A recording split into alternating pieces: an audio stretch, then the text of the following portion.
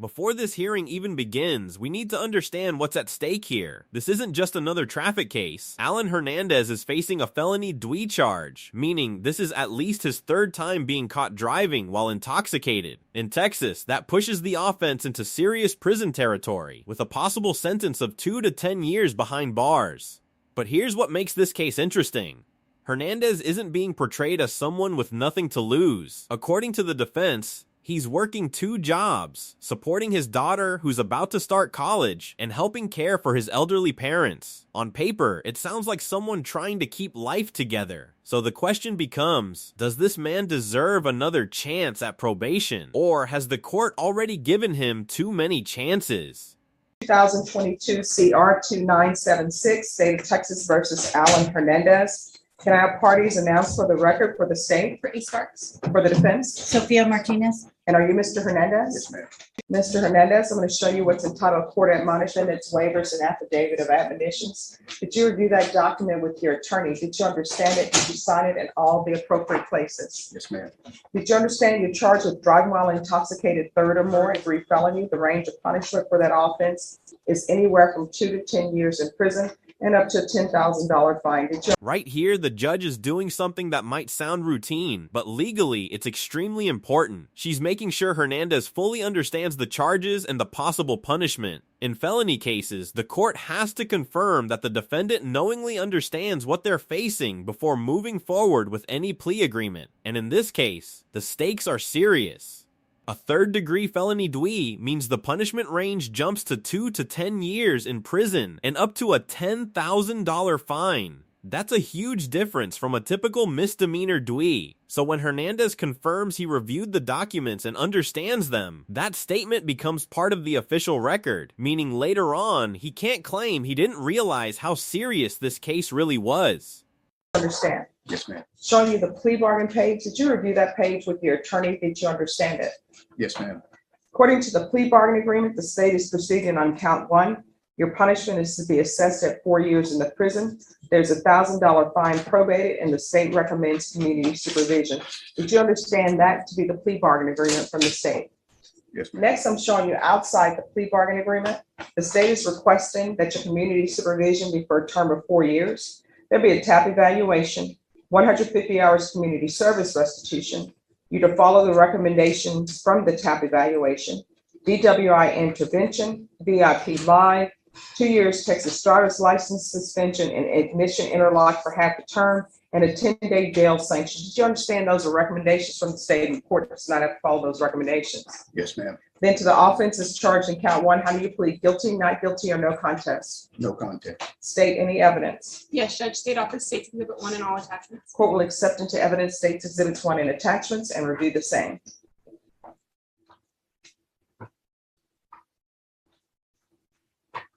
All right, after reviewing states exhibits 1 and attachments, the court will find there is sufficient evidence to find you guilty, and the court will find you guilty. Are you proceeding with sentencing? Yes, Your Honor. Anything you wish to say on behalf of your client? Yes, Judge. Mr. Hernandez, he works for J&S Produce, Judge, as he does sales for them, making about $600 weekly. He also has a second part-time job that he does retail sales at Tommy Bahama. He pays child support for his daughter, and he also will be paying her college because she's starting St. Mary's University in this fall. She just That's graduated. expensive. I think you and I both know that. Yes, ma'am. And he will be paying for that starting this fall. So he has 2 jobs to try to do that.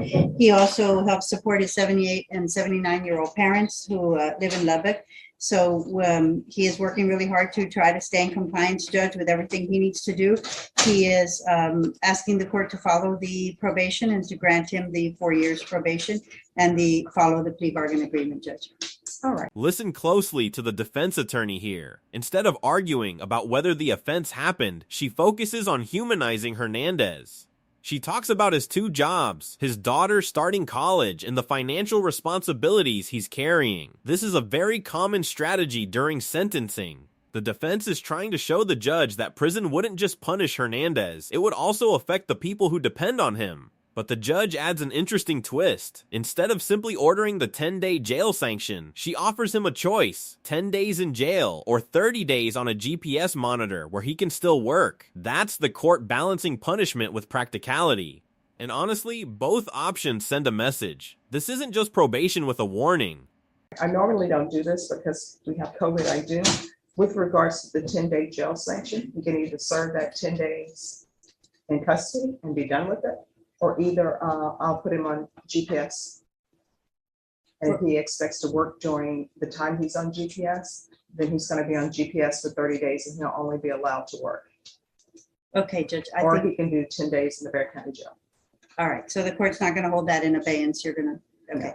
Do you want to do 10 days in jail, or do you want to do the 30 days on the leg monitor? She'll allow you, the court will allow him to work, Yes. but when you're not working, you have to come home. You have to pay for the monitor. I think it's better than you sitting in Yeah, jail. You didn't want yeah. to sit in jail, so Yes. I think, All right, this is what the court is going to do. It'll be 4 years in the prison, suspended and probated for 4 years, $1,000 fine, probated.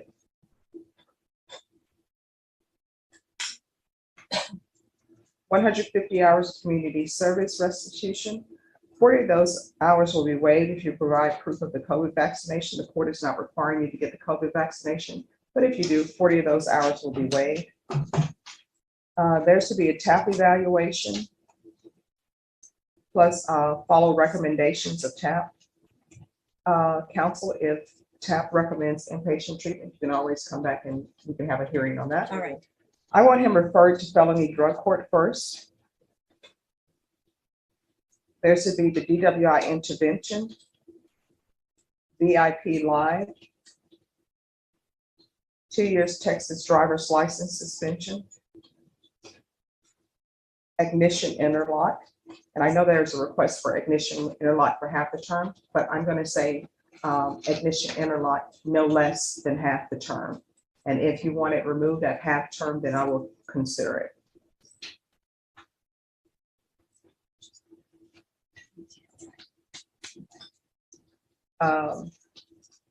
In lieu of 10-day jail sanction, our defendant is to do full GPS, I'm sorry, partial GPS. He's allowed to work for 30 days. There should be regular reporting by Zoom or in person. I'm going to want field visits 2 times per month, random for 6 months. And there should be random, well, regular UAs. Proof of employment.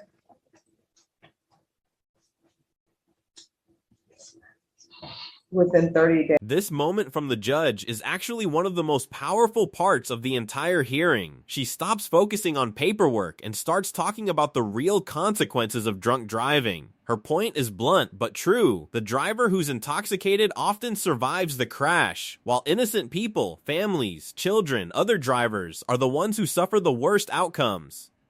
And the judge makes something very clear to Hernandez. If he wants to stay out of prison and stay in his daughter's life, he cannot drink at all while on probation. Not just a little, not special occasions, nothing. This is essentially the court drawing a line in the sand, because when someone already has multiple DWI offenses, judges know that another mistake could easily become a tragedy. Days. There should be no employment as a home health care provider or with minors. All right, we can go off the record. Mr. Hernandez, obviously you have an alcohol problem, and you're one of those people who are in that group who cannot drink and just stop at one drink. This is what I've discovered in my time as a prosecutor and defense attorney, and even as a judge. What ends up happening is people who drink alcohol and are driving intoxicated, when there's an accident that happened, they're just fine. What ends up happening is they hit somebody who's just on their way to maybe bring home dinner home to their wife or their children, or either they hit a child who's just trying to live their life, and then they come into court, they boo-hoo and cry because they didn't intend to get in a car drunk and hit somebody. Nobody ever intends to do it, but it ends up happening. Don't be that person who's driving around intoxicated and hit someone. While you're on this probation, you're not allowed to drink alcohol at all. And don't do this thing where you come back to me saying, oh, I had some gummies and I'm tested positive for marijuana. That's not allowed either. You understand? Yes, ma'am. So if you want to be in your daughter's life, right, without being in prison, you're going to have to stop doing these things. And I know your daughter has been accepted to St. Mary's. She's going to have a great time, but an expensive time. And what I do know is that sometimes people want to celebrate milestones, and they always think alcohol is a way to celebrate milestones. You can't do that. You can't take a drop. I don't drink alcohol, and it's not that I'm, trying to be sober. I just don't think it tastes good. And people said, Stephanie, you need to acquire a taste. I'm like, well, I might acquire a taste for something. Nobody ever says acquire a taste for broccoli. So you need to start acquiring a taste for broccoli and asparagus. All right. Now, felony drug court is a good program. It's a hard program that would benefit you immensely. So don't be dishonest with them, because if you're dishonest with them, what's going to end up happening? They're going to send me a notice back saying you were not accepted because you don't have an alcohol problem. And obviously you do, because this is not your first DWI, okay? And when you go to felony drug court and you complete it and you're ready for graduation, they will let me know, and you can send me a letter. I'll show up to your graduation. All right. All right. Probation is going to speak with you. Just remain in court and they'll go over conditions with you. All right. Thank you. Thank you, Judge. May I You're welcome. excuse? Yes. Good to see Always you. good seeing you. Thank you, Judge. And you can tell. 2947 State versus Alan J. Hernandez. Could I have parties announced for the record, please? James Seeloff for the defense. And are you Mr. Hernandez? Did you review the court admonishments with your attorney? Did you understand it and sign it in all the appropriate places? You're charged with driving while intoxicated, third or more. That's a third-degree felony. The range of punishment is anywhere from 2 to 10 years in the prison, up to a $10,000 fine. If you have a plea with the state, the court does not have to follow your plea. If for any reason the court does not follow your plea and gives you more than you bargained for, the fact that you entered a plea will not be used against you, and you will be allowed to withdraw your plea. Do you understand? Did you review the plea bargain page with your attorney? Did you understand it? Yes, ma'am. According to the plea, punishment is to be assessed at 4 years in the prison. There's a $1,400 fine. This will run concurrent with 2022 CR 2976. Did you understand that to be the plea? Defense? That's our agreement. State? Did you review the waiver of appeal paragraph with your attorney? Did you understand it and sign it in both places? Yeah. By signing that, you're waiving your right to appeal. Only items that can be appealed are written pretrial motions that have been filed, heard, and ruled upon by the court. Did you understand? No. Counsel, have there been any such motions? No. Then to the offense, how do you plead? Guilty, not guilty, or no contest? Guilty. State any evidence. Yes, sir. Proceed off receipts, exhibit 1 and all attachments. No objection. Did you review the waiver and stipulations with your attorney? Did you understand it and sign it in all the appropriate places? Again, did you understand you have a right to jury trial, a right for you or your attorney to cross-examine and confront any witnesses the state would call, and the right to remain silent? Yes, ma'am. Did you understand that today the state will be presenting evidence in the form of witnesses' statements and police reports, but most importantly, there'll be no live testimony? Did you understand? Yes, ma'am. Court will find that defendant has knowingly and voluntarily waived and consented to stipulation of testimony and stipulations. Court will accept into evidence states exhibits 1 and attachments. The court has reviewed the same. The court will find there is sufficient evidence to find you guilty, and the court will find you guilty. Are you proceeding with sentencing? Yes, Your Honor. Anything you wish to say on behalf of your client? Your Honor, he's 61 years old and he has a problem, obviously, and together with the motion to revoke, we think this is the only way to go. All right. The court will sentence you to 4 years in the prison, give you credit for any time served. There's a 2-year driver's license suspension, $1,400 fine, time and money to run concurrent. This will run concurrent with 2022 2976, and the court will recommend the therapeutic community. Did you review the document entitled Trial Court Certification of Defendant's Rights to Appeal with your attorney? Did you understand it and sign it? Yes, ma'am. All right. Because this is a plea bargain agreement, because I followed your plea bargain agreement, And because you waived your right to appeal, you do not have the court's permission to appeal. Because this is a felony conviction, you're not allowed to own or possess any weapons or ammunition. If you have a question over what that is, you'll need to speak to an attorney. Do you understand? All right, we're proceeding in 2022 CR 2976. Did you review the document entitled Motion to Revoke Community Supervision with your attorney? Did you understand it? Yes, ma'am. Are you the same Alan J. Hernandez who was placed on community supervision in 2022 CR 2976 for the offense of driving while intoxicated third or more on June 14, 2022 for a term of 4 years? Is that you? Yes, ma'am. All right, state. Violated condition number 1, on or about the 21st day of January 2026 in Bear County, Texas. The defendant, Alan J. Hernandez, committed the offense of driving while intoxicated in violation of condition number 1. How do you plead to that? True or not true? State will waive the remaining allegation. Any objection? No objection. Did you understand by pleading true to violation of condition number 1, the court could find it true, grant the motion, and sentence you up to 4 years in the prison? Yes, ma'am. Knowing that, do you still wish to plead true to violation of condition number 1? Yes, ma'am. Court will find violation of condition number 1 true. Is there a proposed agreement? Yes, Judge, the proposed agreement is to grant state's motion and sentence Mr. Hernandez to 4 years in prison. To run concurrent with the. Okay. Yeah, that's our understanding. Are you asking the court to follow that agreement? Yes, ma'am. Are you waiving your right to appeal? Yes, ma'am. All right, thank you. State, you may be excused. All right. All right, the court will grant the motion. The court will revoke. The court, as previously stated, is finding violation of condition number 1 true. Court will sentence you to 4 years in the prison. This will run concurrent with 2026 CR 002947, therapeutic community and 2-year license suspension. Did you review the document entitled Trial Court Certification of Defendant's Rights to Appeal with your attorney? Did you understand it? Yes, ma'am. All right, because you waived your right to appeal, you do not have the court's permission to appeal. Because this is a felony conviction, you're not allowed to own or possess any weapons or ammunition. If you have a question over what that is, you'll need to speak to an attorney. Do you understand? All right, we got the record. Here's the thing. Credit for time served? Yes, you'll receive credit for any time, sir. I didn't hear it the last time. Oh, that's okay. Legally, you're entitled to any time that you have served. You understand? All right, we can go off the record. The therapeutic community, I don't have any jurisdiction to have them place you in the program, but on the judgment, it will show that I'm requesting that for you. You really need to do your best to get in that program because you have an alcohol problem, right? And if you don't solve that, what's going to end up happening at some point, you're going to be listed as a habitual. The minimum will be 25 years, or either worst case scenario, you're going to end up driving and killing someone. All right.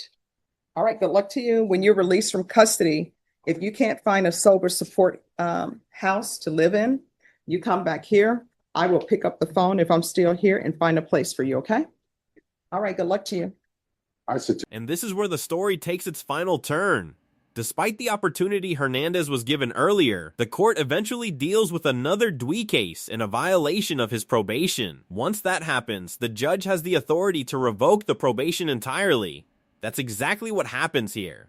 The court finds the violation true and sentences Hernandez to 4 years in prison, with the sentence running concurrently with a newer case. At the same time, the judge recommends a therapeutic community program, showing that the court still believes the core issue here is alcohol addiction. But the message is clear. Second chances only work if someone actually changes their behavior. Now we want to hear from you. Do you think the judge made the right decision in this case? If you found this courtroom breakdown interesting, make sure to like the video, share your thoughts in the comments, and subscribe for more real courtroom stories and legal breakdowns.